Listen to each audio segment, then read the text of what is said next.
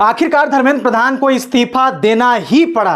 राजनाथ सिंह कहा करते थे कि हमारे सरकार में इस्तीफे नहीं होते हैं, एनडीए के सरकार में इस्तीफे नहीं होते हैं, लेकिन छात्रों ने बता दिया कि इस्तीफा लिया जा सकता है। शायद राजनाथ सिंह को यह इतिहास नहीं पता था, शायद भाजपा को यह इतिहास नहीं पता था कि इस देश में जिसने छात्रों से टकराया है वो चूर चूर हो गया है, जिसने छात्रों को चुनौती दिया है वो हारा है। इस देश का इतिहास रहा है कि तमाम सरकारों को छात्रों के सामने घुटना टेकना पड़ा है, और आज ये साबित करके छात्रों ने दिखा दिया कि जो अपने आप को कहते थे कि हमारे सरकार में इस्तीफा नहीं होते हैं, उसके सरकार में भी इस्तीफा होते हैं।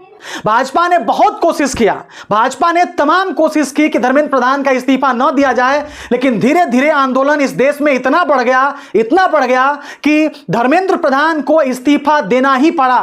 तो सरकार एक रात पहले कहा करती थी कि धर्मेंद्र प्रधान का इस्तीफा नहीं होगा, आज अचानक से धर्मेंद्र प्रधान घुटने पर आ जाते हैं और धर्मेंद्र प्रधान को इस्तीफा देना पड़ता है। धीरे धीरे यह छात्रों का आंदोलन भारत के हर राज्य में, हर शहरों में फैल चुका था, और इसको देखकर यह सरकार इतना डर गई कि आखिरकार इस मोदी सरकार ने धर्मेंद्र प्रधान का इस्तीफा लेना ही सही समझा। 12 साल के दौरान एक भी केंद्रीय मंत्री ने इस्तीफा नहीं दिया था, और यह पहली बार है जब भारतीय जनता पार्टी के केंद्रीय मंत्री ने इस्तीफा दे दिया। 27 तारीख को भारत बंद बुलाया गया था। सरकार नहीं चाहती थी कि पूरा देश जले, सरकार नहीं चाहती थी कि एक बार फिर से 27 तारीख को छात्र सड़क पर आकर के उत्पात मचाए।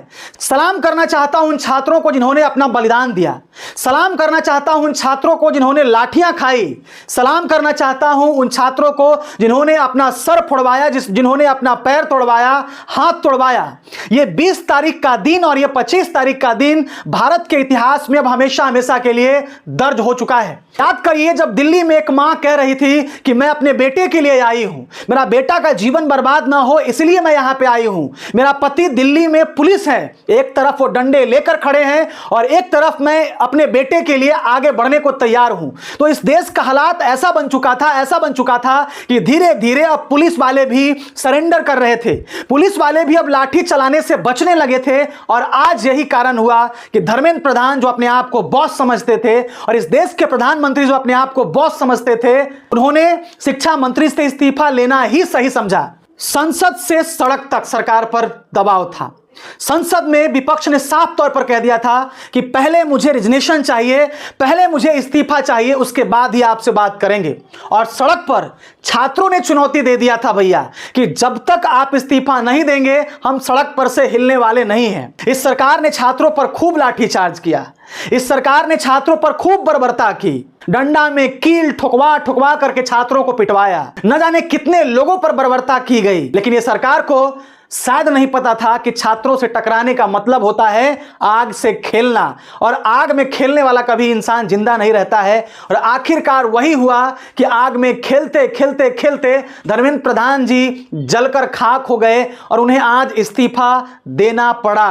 आज राजनाथ सिंह का गुरूर टूट गया होगा, आज तमाम भारतीय जनता पार्टी के मंत्रियों का गुरूर टूट गया होगा, घमंड टूट गया होगा। यदि आप तमाम लोग इस इस्तीफा से खुश हैं, आप लोग अपनी प्रतिक्रिया जरूर दीजिएगा और एक लाइक जरूर ठोकिएगा।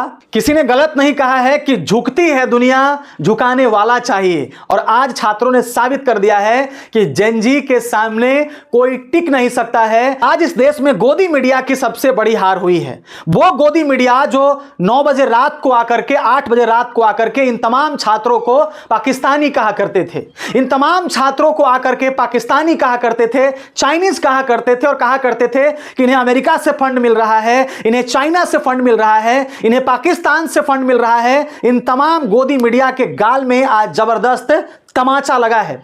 आज गाल पकड़कर जितने भी गोदी मीडिया है वो आज स्टूडियो में रो रहा होगा, आज फूट फूट कर अपना आंसू बहा रहा होगा। गोदी मीडिया को भी छात्रों ने इस देश में औकात दिखा दिया। पिछले 2 दिन से कुछ गोदी मीडिया पॉजिटिव न्यूज चलाने लगे थे। गोदी मीडिया इस देश में इतना डर गई थी कि उन्हें पाला बदलना पड़ा था, और छात्रों के हित में इधर 2 दिनों से लगातार गोदी मीडिया बात कर रही थी। तो गोदी मीडिया को बहुत बहुत बधाई कि छात्रों ने आपको मुंह पर तमाचा मारा है और आपको हरा दिया है। और भाजपा को भी बहुत बहुत बधाई, आपका घमंड टूट गया है। और राजनाथ सिंह को भी बहुत बहुत बधाई कि आपका स्टेटमेंट गलत साबित हो गया है। यदि अब तक इतिहास नहीं जानते थे भारत का, तो कम से कम अब जान लीजिए कि आयरन लेडी कही जाने वाली इंदिरा गांधी को जब इस देश का छात्र झुका सकता है तो आप कौन से गली में हैं? आपको भी झुका दिया और झुकाया जाएगा।